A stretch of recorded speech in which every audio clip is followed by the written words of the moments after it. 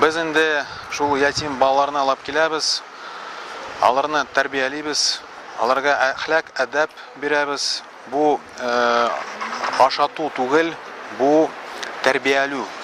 Без мусульманлар булсак, без аларга әхлак, әдәп. Нәрсә ул? Нәрсә ул дин? Нәрсә ул сүннәт? Шуны аңлатабыз, шу балаларга аңлатабыз. Нинди нәтиҗәсе бар, нидер? Балалар ислам диненә якынрак тартыламы, менә балалар дингә яхшырак карый башлыймы шуннан соң, нидирәк нәтиҗәләр күр? Альхамдулилlah, үскәч, алар уже үзләр карыйлар. Каяларга барырга. Чөнки аларның әтисе, анисе юк, поэтому алар үзләр ният кылгач, безнең инде хәрәкәт, нәтиҗә ул уже Аллаһ теленән, иншаллах. Бармы менә шулай ислам диненә кирип киткән ятим балалар арасында кешеләр? Альхамдулилlah, бар. Бар инде Дербышинский детский домдан бар.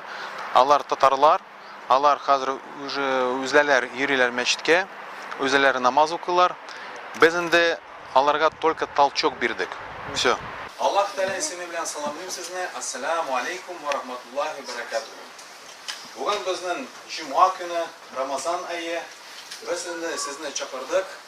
Без инде сезгә нәрсә ул Рамазан ае, нәрсә ул ислам дине, нәрсә ул сүннәт, без хәзер иншаллах Алла берсә аңлатабыз.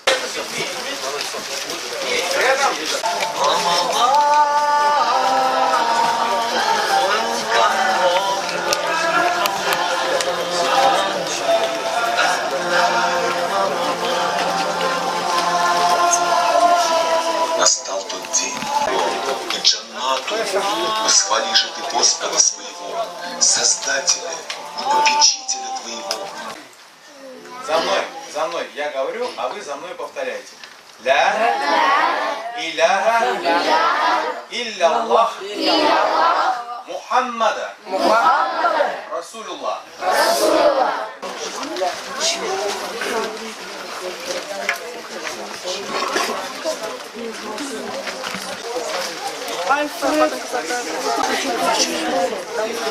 Еще будем рисовать? Да. Вот отлично.